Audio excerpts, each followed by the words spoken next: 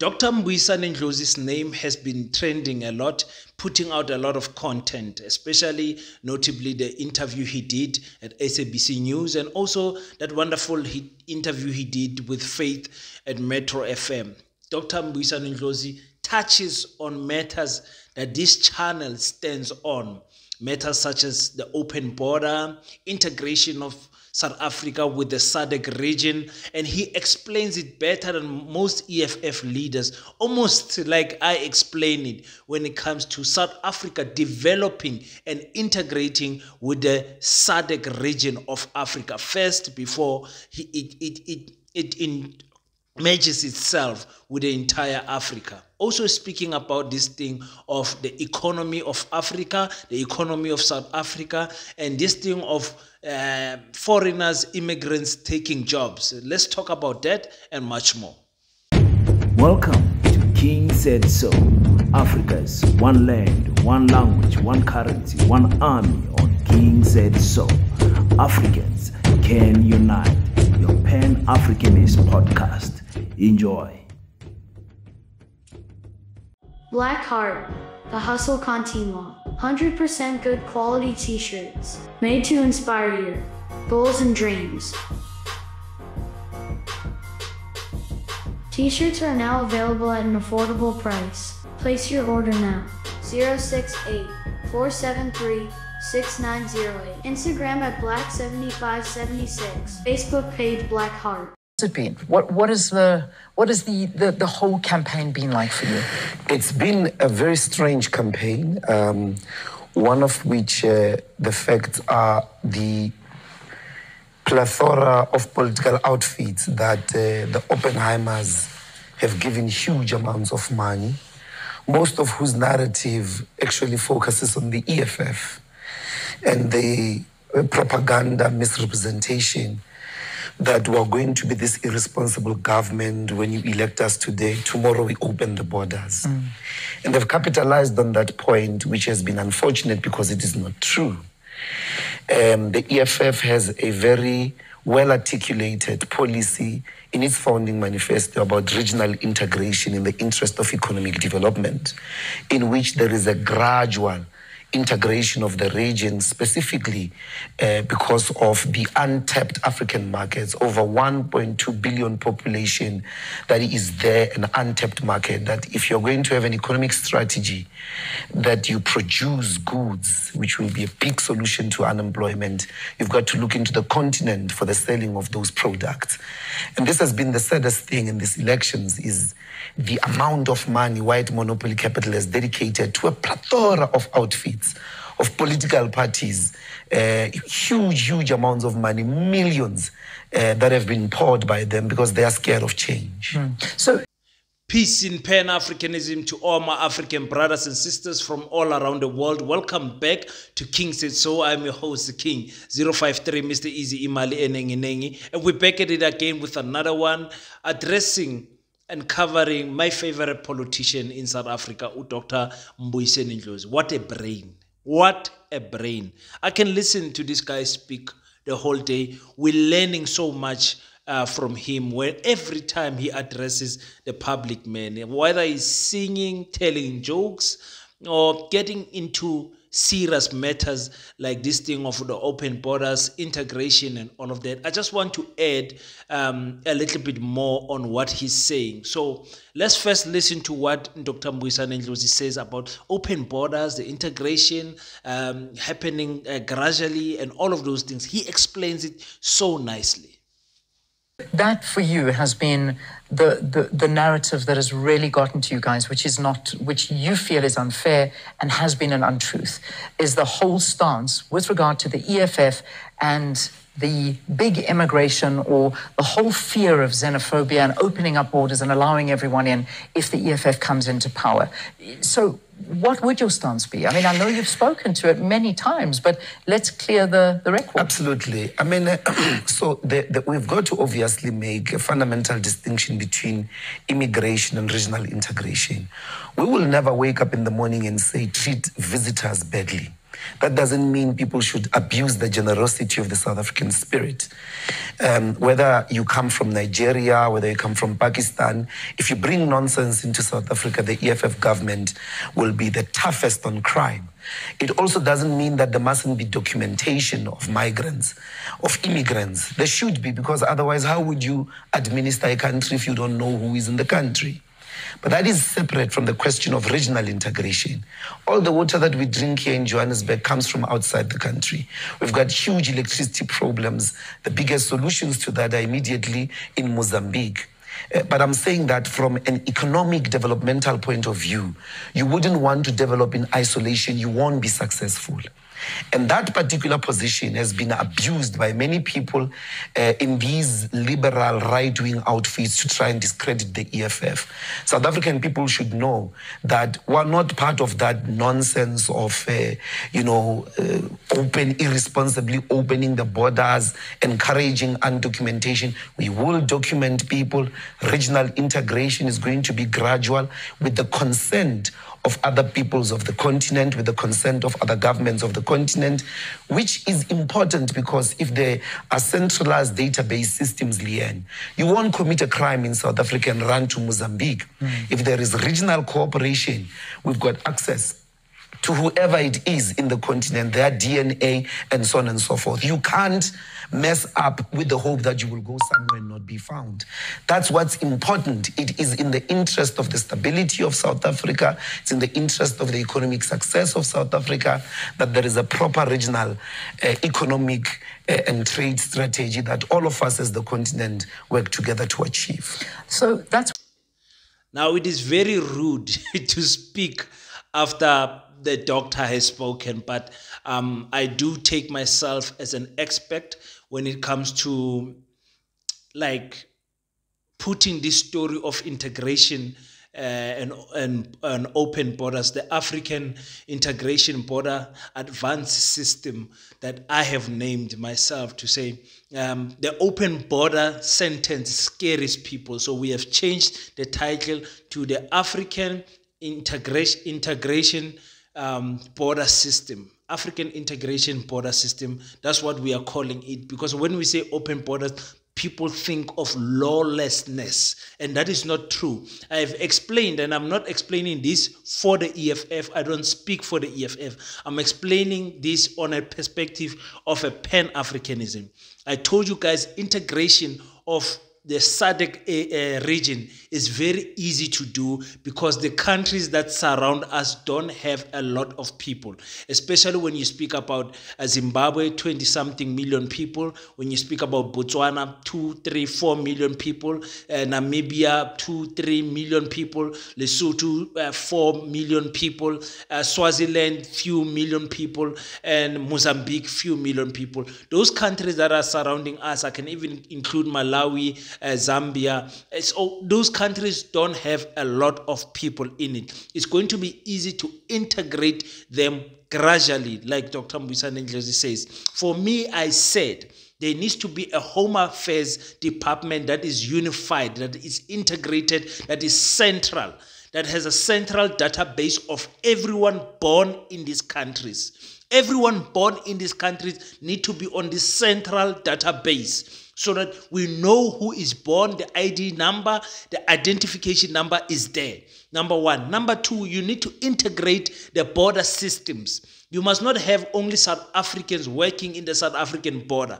Take a guy from Mozambique, employ him. The border system, the border officers must be working in one department, not for a country. They must be working and be employed by SADC and not by South Africa or Mozambique. That's what I said. Integrate those ones. And when you integrate the border officials, don't forget to integrate the police department. South Africa can have its own police department. Mozambique can have its own department. Zimbabwe can have its own department. But SADC must have one police department. That a policeman, if I was employed in that SADC police department. I can go and arrest someone in Namibia. I can go and arrest someone in Zimbabwe. I can go and arrest someone here in South Africa. I can, these police must be given powers to operate in different countries. Why are we doing that? Because here comes Home Affairs. Home Affairs must also be integrated. Central database. Before I go into Home Affairs, the police department is important because everyone's fingerprints must appear there. Those who don't have criminal record must be able to move freely within the SADC area. Those who have criminal records and questionable characters must not be able to move freely. What do we mean by that? If I am a criminal in South Africa, I have served maybe a sentence of 8 or 10 years for cash and heist. We took fidelity and we took the money and I was arrested and I've saved my time and now I am out. It's been 5 years that I'm out. Now I want to go visit Namibia. Why would Namibian people want to have a criminal like me in Namibia? What is the good reason for me to go and visit Namibia? Remember, if you are against that, if you say, King, why don't you just go there? Then that is the point we were trying to make with Jacob Zuma. What is more important, the time that you are served or the crime? You understand? So we look at the crime, we look at, oh no, he stole a book, or he did shoplifting 10 years ago, he did serve his time. He's allowed to travel, but his name has got a flag. And everybody must must be identified with their fingerprint. So the Home Affairs Department is going to embark in making sure that everyone in the streets, they will be sending agents. Agents will be just walking around. Good morning, sir. We just want to check your fingerprint. You click there. Your fingerprint, your information comes out. And that is how you integrate SADC slowly, ladies and gentlemen. Slowly. We're not saying borders open. African what? Integration, excuse me. African integration, advanced border system. That's what we want to do. So the police will be there, one department. Home Affairs will be there, one department. Correctional Service will be there, one department. Even the Department of Health and the Departments of Agriculture, you can try then gradually make one big department that can service the whole entire people. Lesotho gives us water, South Africa gives us platinum, Zimbabwe gives us gold, Botswana gives us diamonds. Then the economy of SADC will rise up. I can speak forever when it comes to that, but I like what Dr. Mbuyiseni Ndlozi says. Let's cover this thing of Faith at Metro FM, speaking about, our African brothers taking jobs in the restaurant industry. People that are either documented or not documented, non-South Africans. And a lot of the South Africans... Faith, where do you get that statistic? What's your source? Well, the last time even I've had the Department of Home Affairs was here. I've had callers who have been listeners who work within the industry who said, Faith, unfortunately I work within the people work in the industry. Let me tell you. People that work in the industry who the labor department would have been your go-to area. So what's interesting about South Africa is that majority of industries, they've got less than 10 dominating companies, whether it's mining, whether it's security, whether it's the restaurant, and so on, hospitality. And when you think about the restaurants, let's go to the big restaurants.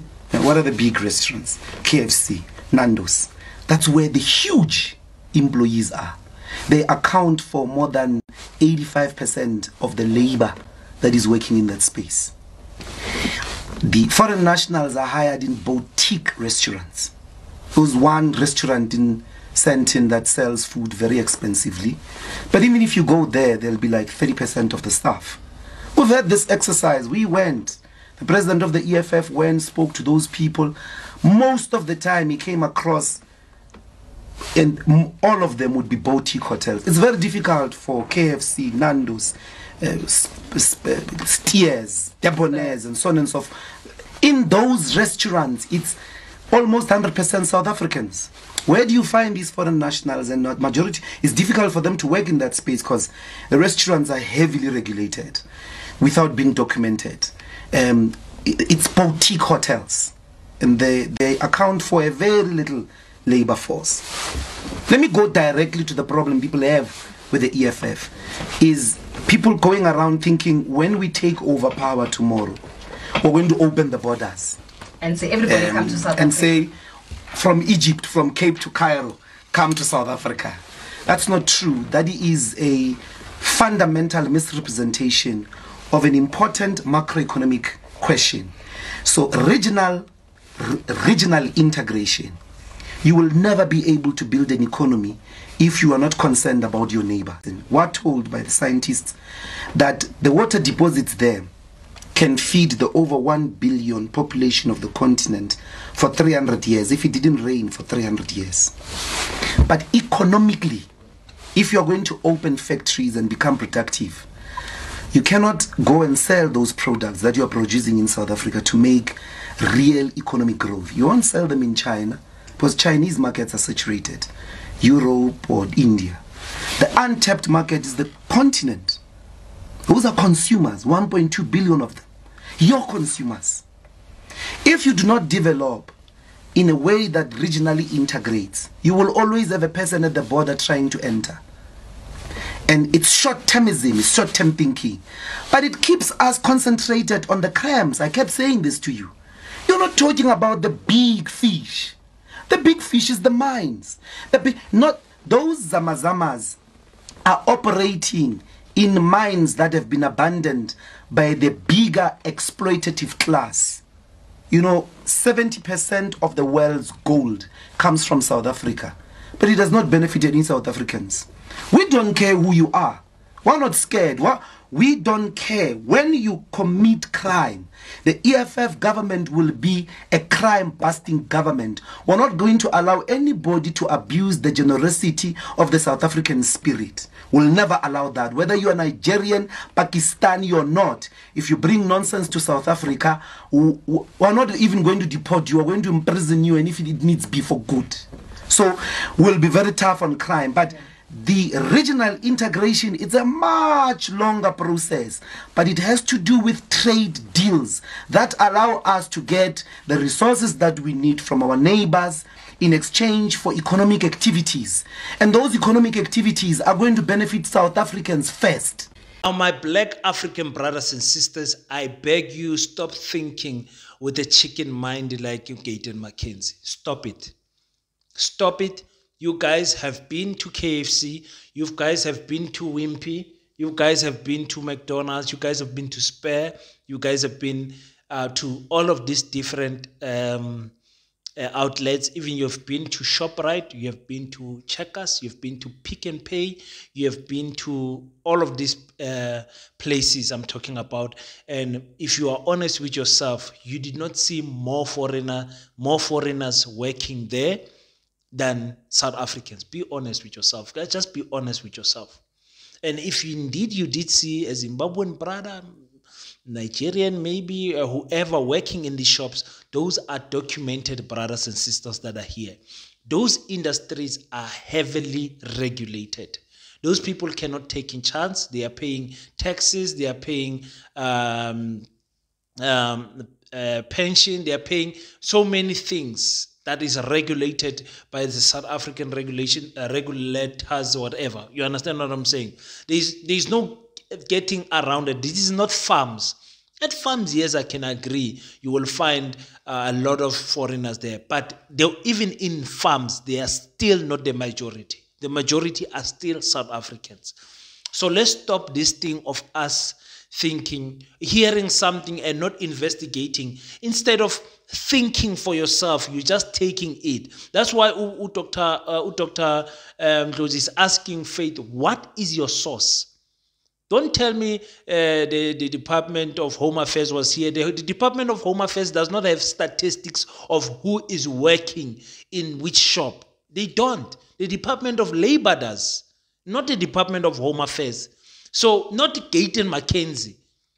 You understand? Do not develop and allow these political parties to continue to pour fuel in the spirit of xenophobia, undermining our intelligence. Let's stop that nonsense, my fellow South African people. And like I said, the reason why we're having problems with this thing is because of we don't regulate.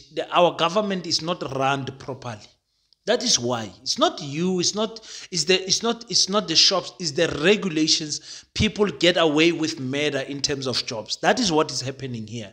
You understand? And you find that in construction, in mining, and also in farming, they're exploiting our African brothers and sisters, even though they have papers. Just because they are Malawian, they are Zimbabwean, whatever, even though they have papers, when you compare the pay slip, they're getting paid less than our South African brothers. Worse when they don't have papers.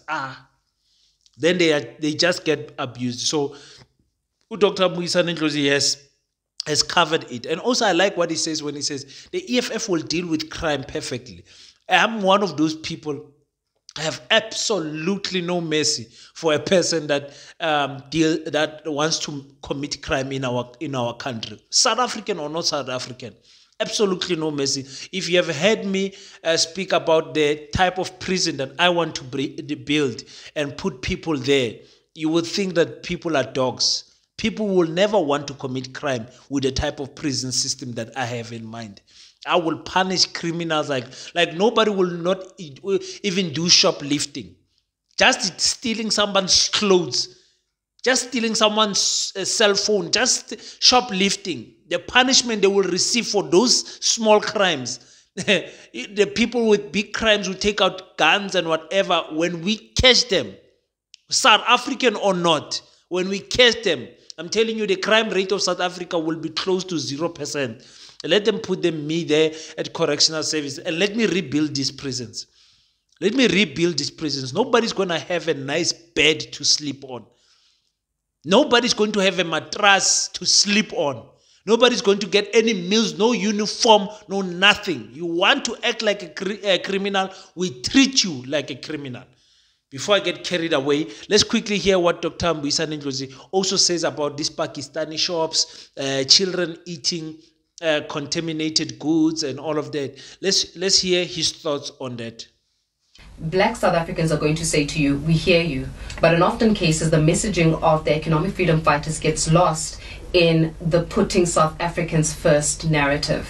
So how then do you respond to the call by South Africans, or many South Africans, and I'm sure once we open up the lines, they will speak to you about this, where they say that for a long time we've been excluded from economic participation and from taking the crumbs from a white oppressive government to now an oppressive, or in certain instances, a government that did not fulfill all of its promises within the 30 years of governing.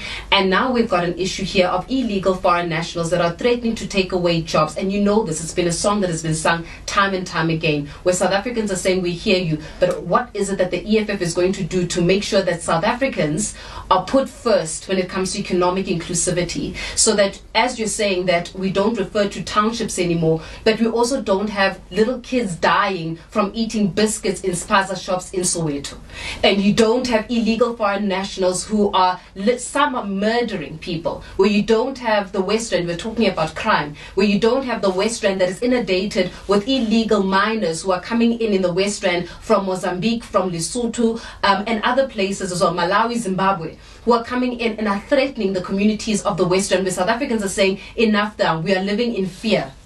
How then do you start addressing that from putting South Africans first and the national agenda of the Republic?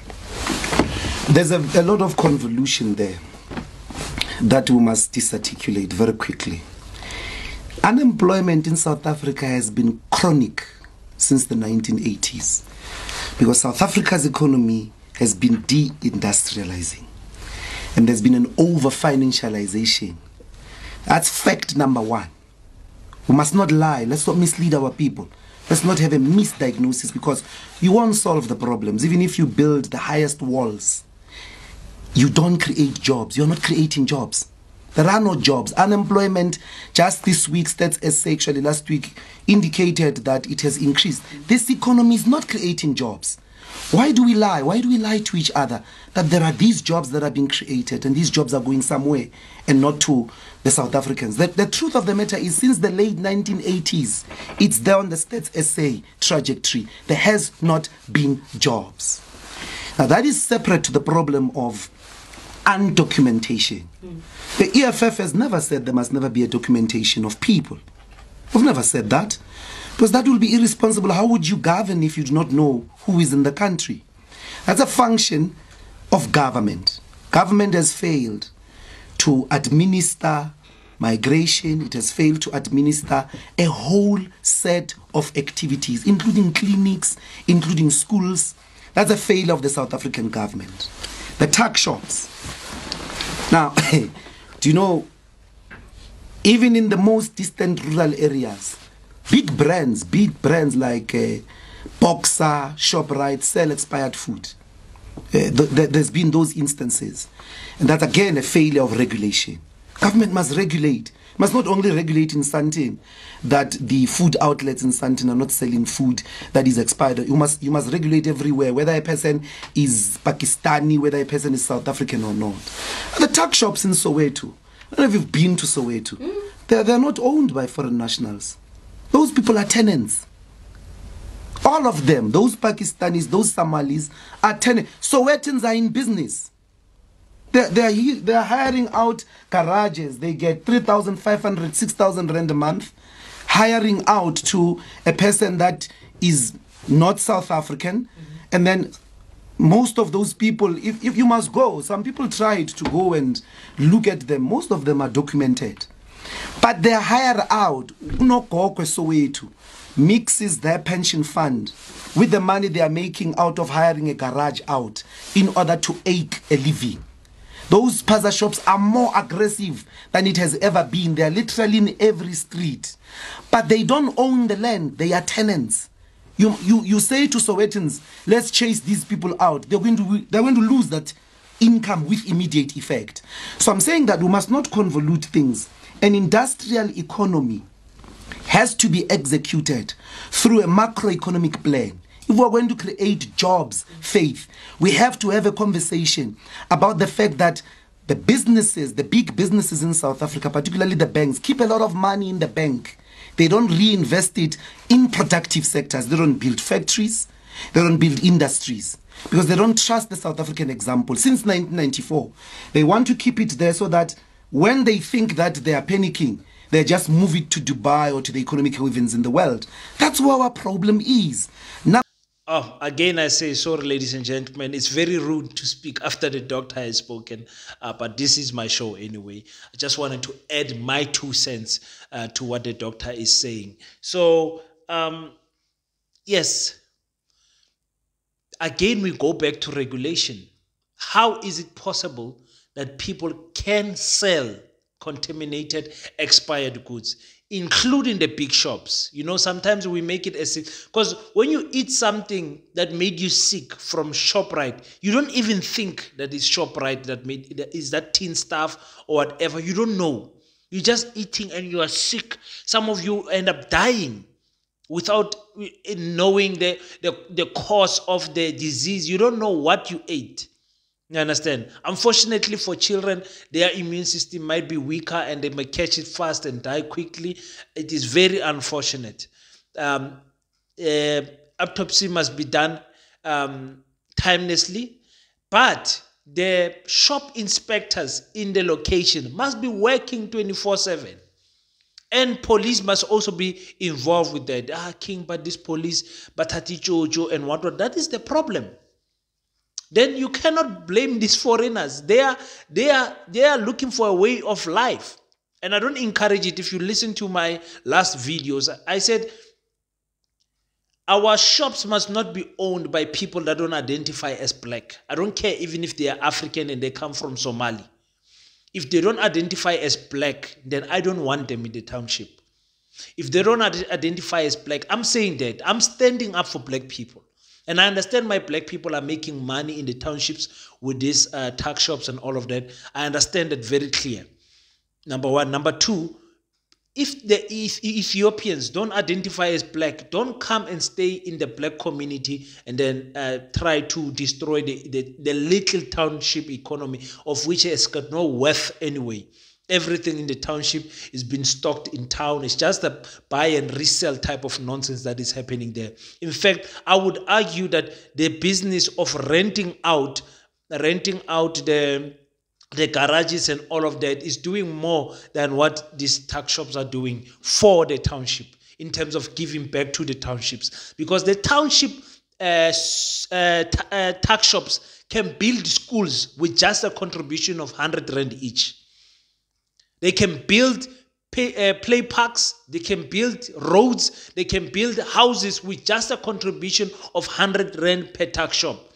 Those monies can be rent. So communities, you need to organize yourself and say, in our community, we don't care if you are paying rent. For every Pakistani, every Indian who is in our community, you pay citizenship fee, whatever you call it, 100 Rand. So if that tuck shop has got 5 people in it, you get 500 Rand from that tuck shop, aside from the money that they are paying the owner of the house. You take that money and you use it to develop your community. And you create a forum, a community forum. And in that community forum, you say, guys, in our township, we've got 1,200 Pakistanis. All of them, they are taking out 100 Rand a month. This is how much we are making a month. What can we do with this money? No, let's fix that pothole there. Let's assist our municipality with that. Let's put on the lights. Let's put on this. With that money, the forums can do that. We need to think out of the box. We need to think out of the box. We can use this thing that people are making jokes of us as South Africans, that we don't run the township economy, and we run it. And people will know, if I have a tuck shop, I go to a certain community, I must assist that community to develop. No business must be allowed to open in our community, whether they own it or they don't own that land, to operate without benefiting the community. The community must stand up, because the government is not assisting you. How many mines have operated around your area, and your area still looks like a pigsty? You know, so somebody must stand up. Angathi nizongibona kuma 2029 election as an individual candidate, independent candidate. Ngathi zizokhala serious. Anyway, thank you to Dr. Mbuyiseni Ndlozi for always speaking the truth. The brother, I love him so much. I can't wait to meet him. I have never met anyone from the top 6 of the EFF. This is embarrassing. Love them so much. I've never met them. But, you know, God's timing is always perfect. So we will see them around. So thank you so much, guys, for tuning in on King Says So. Remember to like our sister channel, African Mojolo, with your boy King, and make sure that you subscribe there. Make sure you leave your thoughts and comments there also. Until we meet next time, don't forget to pray. After you pray, stand up, African child. Do your best so that God can do the rest. Peace in Pan-Africanism. I salute you. Excuse me.